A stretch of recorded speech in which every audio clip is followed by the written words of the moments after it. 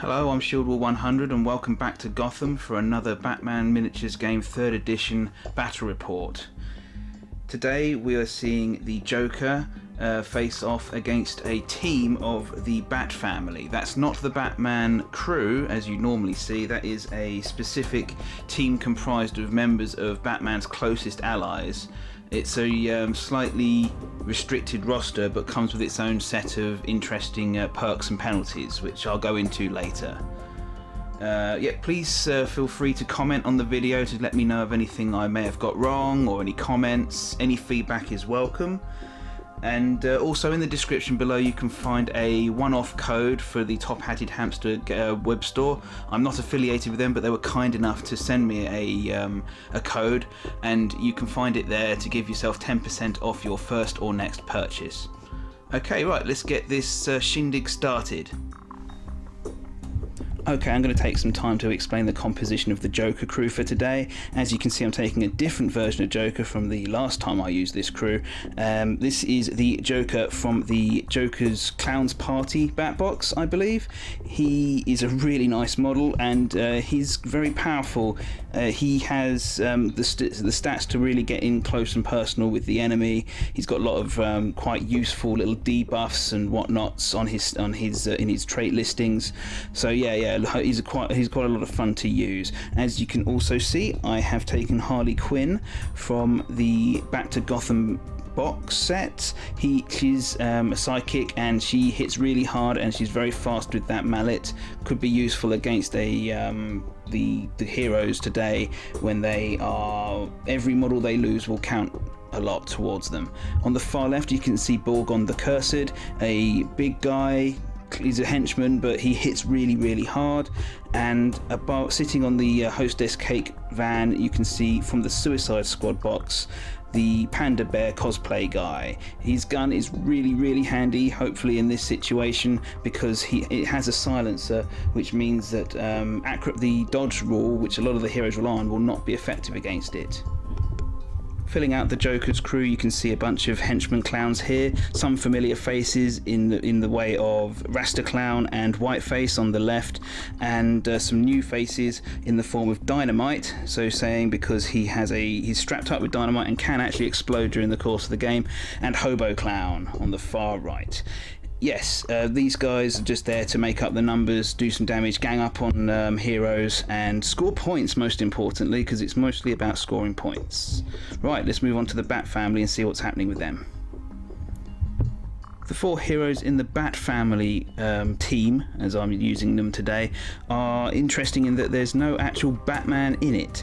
It's actually quite difficult to fit a version of Bruce Wayne in this crew without actually running out of points or having to just take quite underpowered models like, you know, Oracle, for example, and whatnot. This actually gives me a bunch of quite hard hitters, nothing OP like a Batman might find himself, whilst also giving me decent mobility and survivability, I hope. As you can see, we've got Batwoman standing on top of the hostess cake van. She is for all intents and purposes, the leader, the boss, in this particular outing. We've also got Nightwing and Red Hood. They both hit really hard and are fast.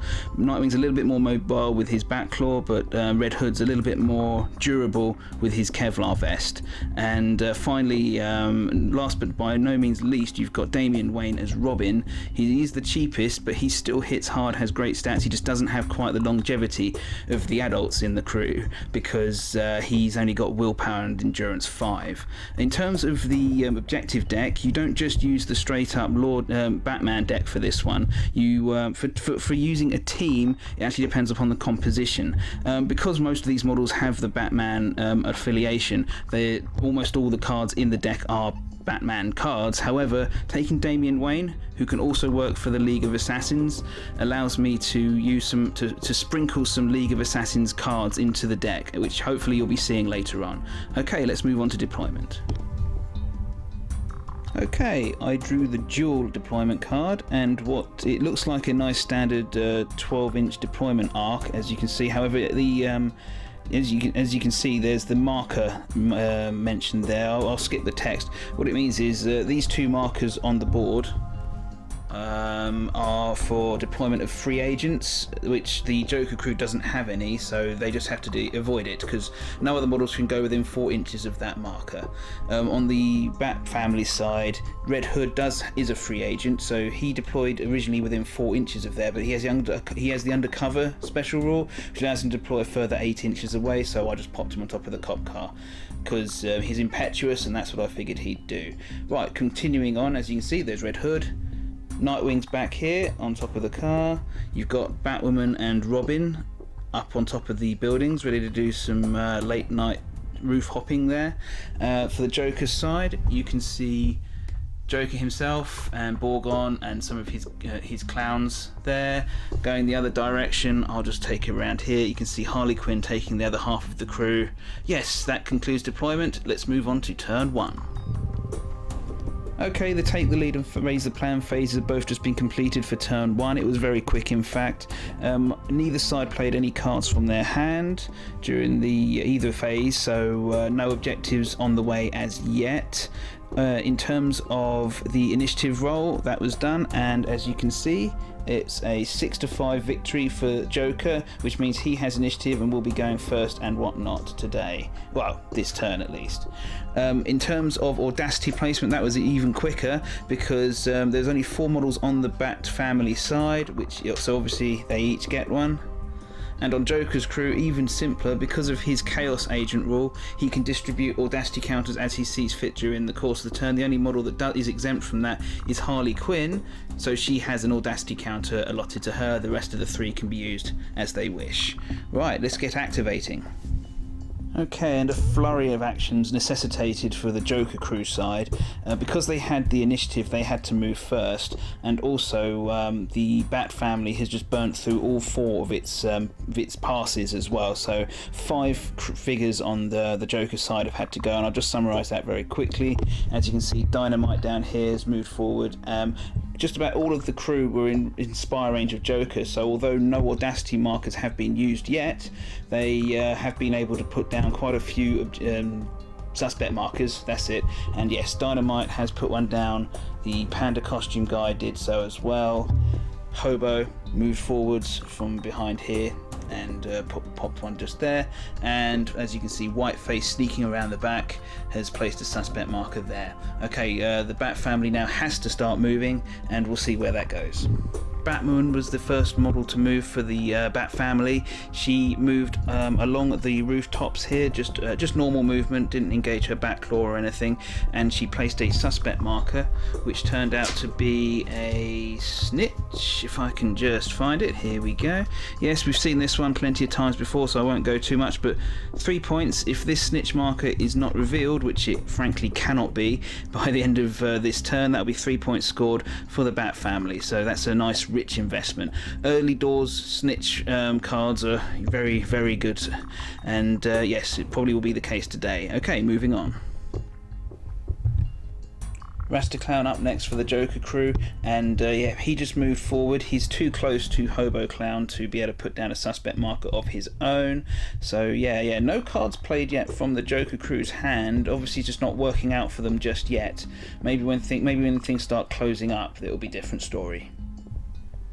Nightwing next, and he didn't use his back claw either, but he is impressively fast just off his own strength. Acrobatic and movement 12 basic allowed him to move all the way over from the top of this car to here. In so doing, he could have put down a suspect marker, but instead, because he realised he was pretty exposed, he used one of his wingdings, which is his version of batarangs, I guess, to destroy the lamppost, which was just about here, and was illuminating him. So yes, that's a tactical use of his ammunition, but could stop him from being picked off from long range, or at least a whole bunch of shots coming at him, forcing him to cause effort, etc. early doors. Right, moving on. Harley Quinn up for Joker, and she had audacity, remember, so she's also as fast as Nightwing, actually, with acrobatic and movement 12. I mean, of course she is. So she pushed forward all the way from back here up past Whiteface and beyond to place a suspect marker deep in the far half of the board. And yes, she is. It's very difficult with her. It's very tempting because she is so potent with that hammer to just launch her in up close and personal straight away. But that does usually end up with her being just knocked out turn 2 and then out of the game somehow. So yes, it's a game of patience with her, which is rather unsuiting. But I'm going to try it this time. Continuing a fairly tentative first turn, you can see Damian Wayne as Robin there has moved up next to Batwoman, and that's all he's done. He had audacity, but he can't put down another suspect marker because the snitch, which is also counts as a suspect marker, is still there. And so yes, and he's too far away to throw anything, and he didn't want to engage his Batclaw in turn 1. Right, that concludes his turn. Finally, the main man for the Joker crew activated as the last model left on their side. He just moved forwards confidently and stands atop the manhole cover, as you can see there. That does conclude his activation. It was very tempting to use a set of his explosive teeth, which are remote controlled, and he has total vision, so he can see anywhere within 16 inches, which is their maximum range. And he could have used it on Jason Todd over there, but it just wasn't really worthwhile. I mean, it's only one die, and Jason has dodge and all sorts of things, so it would have been an easy, trivial effort for him to ignore it, to be perfectly honest. And so, yes, Joker's saving onto those explosive teeth for later on in the game, perhaps. And yes, that concludes the Joker crew's turn, and just over to Jason Todd again to finish it. And yes, Red Hood next. He is being very brash. He has charged forwards. He didn't quite have the movement to get into combat. He's again a really fast character, but with all the ups and downs required, despite being acrobatic, he can't quite move as the crow flies, and so wasn't able to get into combat with Rasta Clown or Joker or anything like that. He just moved up here and placed a suspect marker, but he is very aggressively posed for next turn. It could go really well or really badly, depending upon who gets initiative and what happens. Right, let's move on to the cleanup phase of turn 1. Right, cleanup phase just finished, and the snitch for Batwoman up there has definitely scored. There's certainly no Joker crew within 4 inches of it, nor would there ever be, so that 3 points definitely scores for the Bat family. The Joker crew decided to play Stick to the Plan, which I don't think we've had before. It's played in the 4th phase and is simple to score in terms of you must just have more suspect markers than your opponent in play. That was very likely to happen given the fact that the Joker crew fanned out and put a lot down, and the Bat family was always going to be constrained by the number of models it has. So yes, 2 points for Joker. Right, a smattering of stun damage would have come off if any had been caused. It's been a fairly nondescript turn as far as movements being concerned and aggressive actions, but I've got a feeling that's all about to change.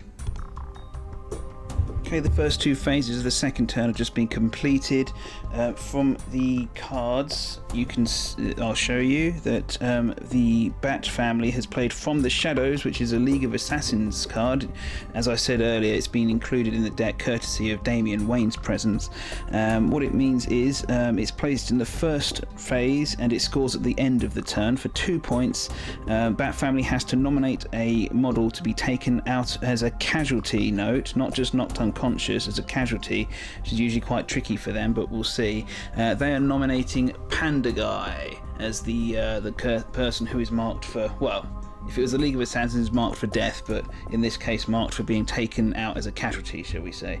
The Joker crew has played Let's Dance from their deck, played in the first phase, again scored at the end. If a friendly model with the leader, psychic or free agent rank suffers damage from an enemy action during this round, which is possible given the proximity of Red Hood and Nightwing and all sorts of other people and the speed of Harley Quinn to get in there, that if one of them takes any damage, Joker or Harley Quinn, then that'll be 2 points scored for Joker. Right, okay, on to Audacity. Again, same as last turn, all the Bat family have Audacity. and Harley Quinn has it for the Joker crew, and I've got a feeling that the other Joker Audacity markers may well get distributed this round as well. Okay, well, let's see what happens. Oh, one last thing I did forget. Normally I do an initiative roll, but the Bat family has a special rule when you take them as a team that 1 turn per game they can opt just to win the initiative without having to roll, and they have opted to do that this turn. Right, now let's start activating. Well, Jason Todd capitalised brashly upon the synchronicity bonus that the Bat team has, and decided, in that they could take the initiative immediately. He vaulted over the steps straight into combat with the marked man in the panda costume, and as you can see, he used his crowbar to brutal effect. It's a terrifically a horrible obliterating weapon, and poor panda guy's only got defense 2, so yes, 4 hits got through. Neither side efforted in an attempt by panda guy just to have as much damage, much willpower left as possible, and Jason Todd just didn't feel that he needed it, and yes, he has knocked out Panda Bear Guy. Having done so, he still has his special action left from having Audacity, and I equipped Red Hood with handcuffs from purchasable war gear, which is up to 2 models can have handcuffs, which allows them to use the arrest trait, as has been amply demonstrated in previous game reports of mine, and yes, that is exactly what Red Hood will do now with the unconscious Panda Man with his special action. Doing so means it counts as removing as a casualty, so that will score from the shadows, as I just played in the take the lead phase. So yes, the marked man has been taken off first, that scores. Also, as an objective played in Red Hood's activation, get them off the streets came up in the hand, 3 points, and arrest a model. We've seen that lots of times before, and yes, so there you go, that's a hefty score from Red Hood. Let's see what Joker can do in response. But with all the fun of the fair, of Red Hood brutally beating that panda into unconsciousness, I forgot to say that I'd also played Your Expendable from the Joker's hand, which we saw in the last Joker game. Friendly model with the Trickster trait, which he certainly is a henchman in a Joker crew, is removed as a casualty or becomes knocked out. Well, both of those apply. It only scores the 1 point, but does help to make up the balance a little bit. Okay, now I'll move on. Joker's crew activated next with Dynamite, who's ended up just about there. He was just here. First of all, he took a Audacity counter from the pool of Joker Audacity, and he used his special action to taunt Jason Todd, or Red Hood, as you may want to call him. It's an opposed willpower test, which Red Hood was duly caused to fail, or I don't know, caused him to succeed, I don't know. Either way, it didn't turn out well for Red Hood. Taunt actually means that Red Hood gains +1 attack for the duration of the turn, but loses 2 off of his defense. Jason Todd's already activated, so really it's just the defense debuff that counts now, and being reduced to defense 2 in the middle of the opposing crew is kind of dangerous, I'm gonna guess. After that, he didn't actually move into attack straight away with his axe, as might have been very, very tempting, but what he did do was to put down a suspect marker, and by doing so he was able to score, let them in on the joke from the Joker's hand. Got to keep your eye on the cards in your hand. There's no point just massacring your opponent if you don't score points. And yes, we've seen this before. A friendly model with the Trickster trait put down a suspect marker within 4 inches of an enemy. He has the Trickster trait, as again, henchman model in a Joker crew always has Trickster. So yes, that means that that's 2 points on the board more for Joker. Starting to redress that balance, they hope. Okay, let's move on. Swooping down into action, Batwoman launched off of the top of the building there with her bat claw, managed to land in the middle of the road. She saw the danger that Jason Todd was in because he has strayed into range of the Rasta Clown and his incredibly powerful custom rifle. She threw her batarangs, throwing weapons with remote control, so able to go round the cover so as to not lose any of the dice for moving or for cover, and all 3 connected with his measly defense of 2. I've said said before how badly statted he is for someone, and yes, 6 stun damage got through. 4 would have been enough to knock him out, and so yes, he's gone. In the first 2 activations the Bat family have taken, they have managed to take down the 2 heavy hitters, shooting wise at least, in Joker's crew. We'll see what Joker will do about that in a moment, but I also happen to know, if I just move back around the table, because I forgot to take my card with me, yes, this does however score Dirty Job out of the Bat family's deck. It's make an enemy model KO or casualty for 1 point. Nice and simple, and they just did that. Keeps edging their score higher.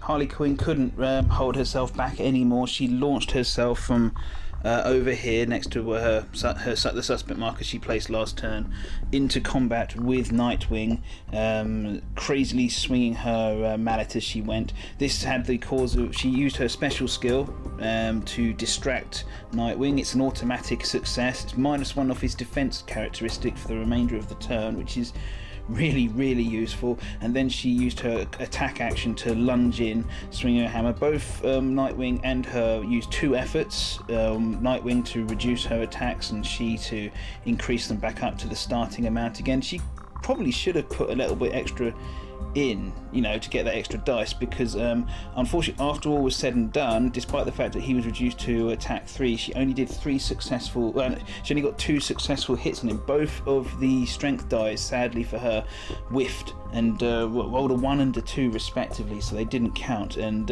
yeah, that's really unfortunate for her, because he is still conscious, albeit on 1 point of willpower remaining, so a strong breeze will knock him out and push him over. But yes, nonetheless, it's food for thought for him. He can't just jet around as if nothing's going to hurt him anymore. He's flagging somewhat for the time being.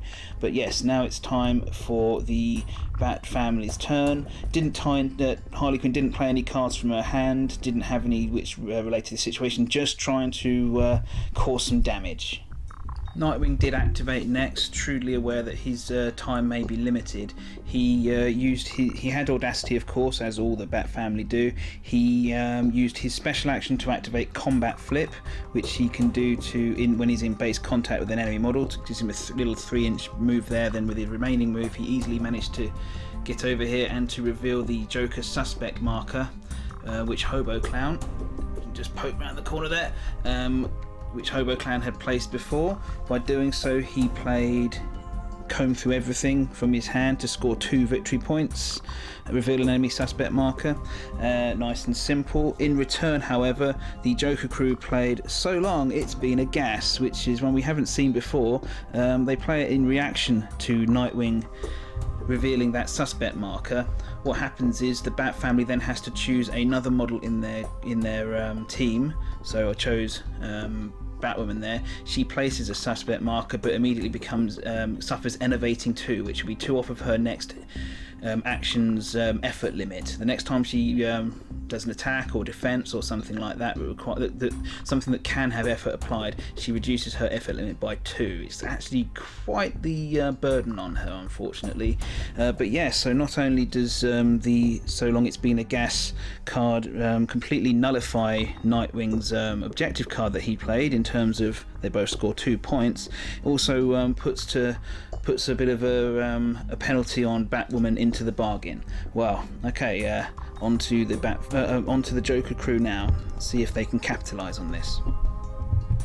Whiteface activated on behalf of Joker, and he did not take Audacity. Instead, so with his one action, he levelled his blunderbuss at Nightwing, who was not in cover, had no effort limit left with which to dodge anything at all, and was still distracted from earlier on, so his defense was reduced to 3. So really too good a target of opportunity to miss. And yes, he fired the blunderbuss, which, although imprecise, still managed to score 2 hits on Nightwing, which each dealing 2 blood and 1 stun, so for a total of 4 blood and 2 stun. That will knock Nightwing out for the turn at least, and those 4 blood damage will probably not be moving on anytime soon. Right, moving on. Borgon the Cursed activated, and he just strode over to Jason Todd, dragging his incredibly heavy axe by his side. Jason Todd still under the effects of the taunt from Dynamite over there earlier. He was reduced to defense 2, and yes, the full offensive weight of that axe was unleashed upon him. It was yes, it basically lots of hits got through. Jason did effort a lot to reduce the damage as well, and he actually passed both of the defense rolls he was able to make, which actually just about saved his bacon, I think.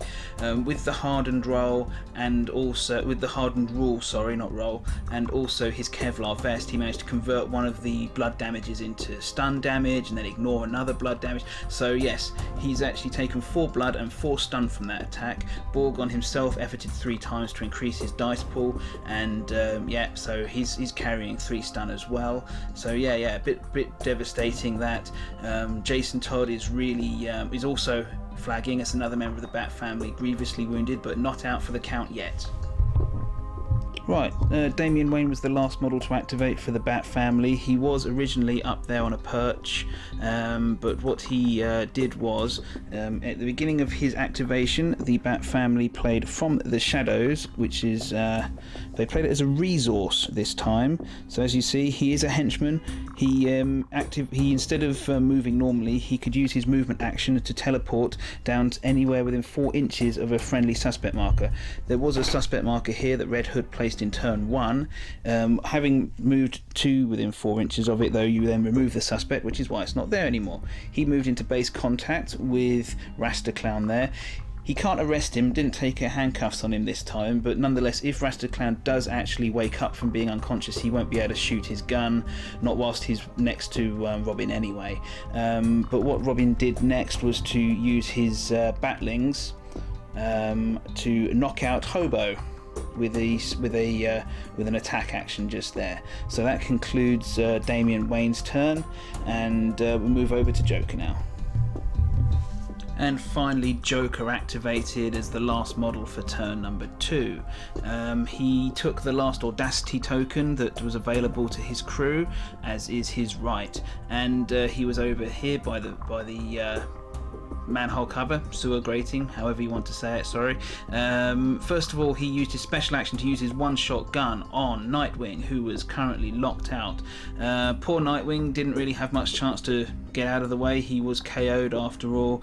It's just a strength die 2+, and if he'd failed it, Joker is lucky, so he can re-roll 1 dice a turn. So yep, 3 blood to Nightwing, which was sufficient to sadly finish off the poor ex-Robin, and yep, so that's that. Takes a model out of the game, and that's a quarter of their models down for the Bat family. Following that, Joker, still here, played down a suspect marker, and it turned out to be a stinky fish. With the "it doesn't look fresh" card. Works, as we saw last time I used this crew, it works much like the snitch for Batman, sorry. It's 2 victory points if that fish is still there at the end of the turn, which it will be since Joker is the last model to activate. Having done so, he had a movement action left, and he just decided to give himself a bit of a stage and to gloat over the fallen remains of Nightwing there. Okay, let's move on. I think that's the last activation for the turn, so let's move on to the cleanup phase. Quite a lot to do this time compared to turn 1. Okay, cleanup phase complete for turn 2. The stinky fish scores for Joker, so there we are. 2 points straight into the kitty for "it doesn't look fresh." The cards played at the beginning of the turn, Let's Dance, does not score for the Joker crew because Joker or Harley Quinn, neither of them took any damage this turn, so it doesn't score. Oh well. However, the Joker crew did play Stick to the Plan from their hand again, like in the first turn. It's a 4th phase, and they have more suspects in play than the Bat family, so that's another 2 points for them. On the Bat family's part, they managed, as if you recall, they did score from the shadows that they played in the first phase, because the Panda Man all that time ago did actually go down first in the turn, so that's 2 points for them. No other cards played from the hands. In terms of waking models up from unconsciousness, Hobo Clown over here remains unconscious. However, Rasta Clown next to Robin actually did manage to come round. Other than that is a smattering of stun damage comes off all the models that have taken it. So yes, let's move on to the third turn and the take the lead phase there. Turn 3 and the Bat family have won the initiative roll 4-2, as you can see there. In terms of cards played, the Bat family have played 2 cards. They played From the Shadows again from their hand, so the model they are marking for being taken down in swift order this turn is Borgon the Cursed, and the other card they played was Die Hard, where they have to choose a model, not the boss, so not Batwoman in this case. They have to hope that this model is not removed as a casualty or KO'd. It's tricky. It's between Robin and Red Hood. Red Hood is actually, technically speaking, the tougher of the two, but Robin is next to Joker. But that said, we're going to go with Robin. He has more life left than Red Hood. So yes, despite being smaller, he's also able to get out of trouble quicker. Maybe, hopefully, we'll see. Yes. So in terms of audacity, it's exactly the same as before. The remaining 3 members of the Bat family have all got audacity, and Harley Quinn has an audacity token here for the Joker crew. Right, moving on to activations. Jason Todd activates first once again for the Bat family. He moved into base contact with Borgon and proceeded to absolutely thump the living daylights out of the brute who nearly did a number on him last turn. And yes, in so doing, he used his handcuffs that I bought it for him out of purchasable war gear, much like Panda Man, to arrest somehow this big chunk of clown. And in doing so, not only does he fulfill the criteria for From the Shadows, as was just played in the Take the Lead phase, but also get them off the streets. You know, it popped up in the hand again. He's arrested another model. 3 more points. It's a brutal card when it comes up. It's very frustrating when you've got models you want to arrest and that card isn't in your hand though. But hey, you know, that's the way. Them's the breaks. That completes Red Hood's turn. Over to Joker's crew. Well, the leader of the Joker crew decided he was going to activate, and he's cognizant that Die Hard will affect Robin and score 2 points for the Bat family if he's knocked down, and as killing Robins is Joker's hobby, he felt obliged that it should be him who start proceedings. He moved down next to Robin and then engaged his electric handshake with the Boy Wonder, put 1 effort in to make it a straight 2 dice roll against Damien's willpower. Damien failed that and became stunned for the turn. Stun basically means that Robin cannot make a movement action, which means he's not going anywhere. Joker then had his combat action still, so decided to lay about the Boy Wonder with the poison knife. Both sides efforted to the maximum they could, so that's why you can see all that stun damage there. When all was said and done, just the strength die got through for 1 blood to Robin. Okay, moving back on. Batwoman came straight to Robin's aid. She ran over to engage the Joker in combat. He didn't actually have much. He was actually quite badly flagging after putting the exertions in to take down Robin. The teamwork rule came in crucial in this particular exchange. It just hit the balance in Batwoman's favour to be able to get those 2 hits through and knock out the Joker. Teamwork is something that the Bat family gets if 2 of its members are within 4 inches of each other, and what it does is it allows them to roll an extra die in either attacking or defending when that applies. So yes, that extra die was crucial. It took Joker out. Batwoman actually on her profile has the arrest trait anyway, which is what she'll do immediately to Joker, taking him out of the game. Critical blow that potentially. Also, just to add insult to injury, dirty job was played by the Bat family crew. At 1 point extra for making an enemy model KO or casualty. Well, again, take your pick, both apply. It all adds up. And yes, so what will Joker's crew do without their leader? Harley Quinn will assume the position of boss in his absence, and now that he's gone, her true love Joker then activates. She becomes even more dangerous. But is it too little, too late? Harley Quinn activated, and first thing she did was to put down a stinky fish marker. She had audacity, so she used her manipulate to do that. That is a suspect marker using the it doesn't look fresh card, as we saw earlier. There's nothing that Batman can do to stop that, so that'll be 2 points for Joker. She then used her movement to vault up here, and that pretty much finished off her turn, I believe. Oh no, she used her distractibility on Robin to reduce his defense. She was too far away, unfortunately, to be able to actually get in and clobber him herself, so she's going to have to make do for softening him up for someone else, possibly. There's not many clowns left. And in the last activation for the Bat family this turn, Robin, although stunned and distracted, certainly had the wherewithal to knock the stuffing out of Rasta Clown again, and who is back down to being knocked out. Okay, it's just clowns remaining, so we'll see what the Joker crew can do without their leader for the final parts of this turn. Dynamite activated, and he took one of the audacity tokens from the pool. He used the special action to taunt successfully Red Hood again, reducing his defense down to 2. Again, having done so, he decided he was going to have a swing. He moved into contact with Red Hood and proceeded to viciously beat him into submission.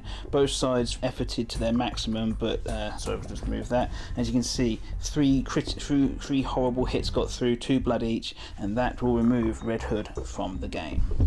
To round things off, Whiteface activated for Joker's crew. Crucially, he wasn't in the range to move into base contact with the stunned, distracted Robin and put the boot in, shall we say. What he did do then was to move on top of this little plinth here and put down a suspect marker to let them in on the joke. As we saw earlier, he's placed this suspect marker within 4 inches of Robin. He has the trickster trait as a henchman, and so yes, that scores the 2 points for Joker's crew. Very useful to score points even if you can't deny the enemy theirs. Okay, let's move on to the cleanup phase. Running out of models. Okay, having finished the cleanup phase, everyone shed themselves of one of their accumulated stun markers. Yes, now onto scoring cards. The poison fish is clearly still here, so that scores it doesn't look fresh for Joker's crew. Joker then pulled out of their hand for the 3rd time this game. Stick to the plan for played in this phase. They've still got way more suspect markers out than the Bat family, so that one scores easily. For their part, the Bat family scored Die Hard because Robin, despite the efforts of Joker and his crew, is still alive and not knocked out either. And also they scored From the Shadows because they nominated Borgon to be taken out first, and he was. So yes, all the cards scoring. None others played from the hands. Crucially, neither Rasta Clown nor Hobos woke up this turn, so they'll be missing out the last turn of the game because there's literally nothing else they can do now. And yes, so we'll proceed on to turn 4, which with only this number of models on your screen available for both sides, it should be quite short. And into the last turn. Take the lead and raise the plan phases are all done. Just the one card coming out for the Bat family, From the Shadows. Once again, it's been coming out so often this game. They're nominating this time Whiteface over here to be the one who gets removed as a casualty in this last turn. 2 points if the Bat family managed to do that. No cards played for Joker, like I just said. In terms of audacity counters, it's very easy to go now. It's just Harley Quinn and the 2 Bat family members. The rest of the Joker's crew will both. There's only Whiteface and Dynamite left. They'll both have audacity 2 automatically, I'm assuming. Right, let's move on to the last few activations. See if anyone can score any last-minute cards. And yes, and with swift inevitability, Batwoman activated for the Bat family, who won the initiative roll, incidentally. I think I forgot to mention that. She moved straight up into contact with Whiteface and summarily beat the stuffing out of him to knock him out. She then uses her special action to arrest him and take him off the board. That fulfills the criteria for From the Shadows, just like the other turns, and she has scored a dirty job from her own hand for one more victory point. Harley Quinn kicked things off for the Joker's crew, and cognizant that the best way to stop the Batman crew from scoring any more cards would be to take out their last remaining model that hadn't moved so far. She vaulted into combat with Robin and played Jokerometer on herself as a resource. It's actually her own specific card, so it gives her an extra strength die to the end of the round. That, with the extra one her mallet gives her, and the basic one, gave her a massive 3 strength die and 4 attack dice against him, which was sufficient, as you can see, to do 4 stun damage after all. He actually rolled pretty well for his defense dice rolls, but he is now unconscious and unable to activate. So I think there's just Dynamite over there to go now, and we shall see if he can score anything with the last activation of the game. And yes, indeed, with audacity, Dynamite moved up to that Joker suspect and used his manipulate action to reveal it. Sorry, should have taken it off already.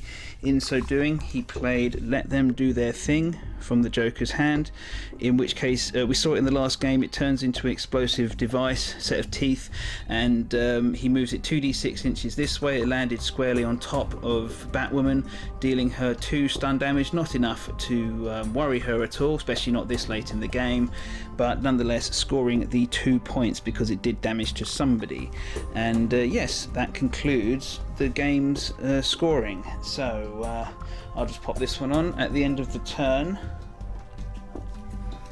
From the Shadows would also score because the Bat family correctly nominated Whiteface to be the first to be taken out, and he was. So yes, I'll just go do the count and final thoughts. Okay, let's count up the scores on the boards. So for the Joker crew, we have 2 points.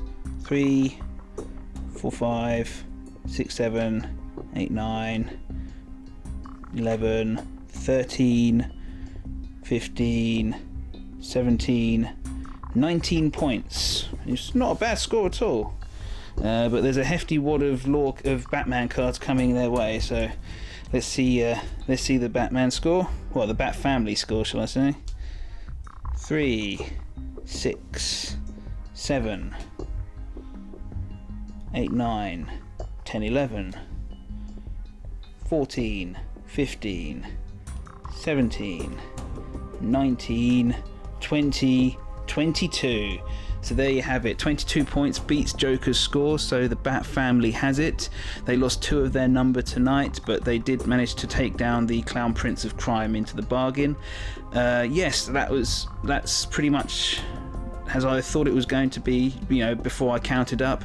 I didn't realise it was going to be that close. It's always surprising to me how in this game, how close the games actually are.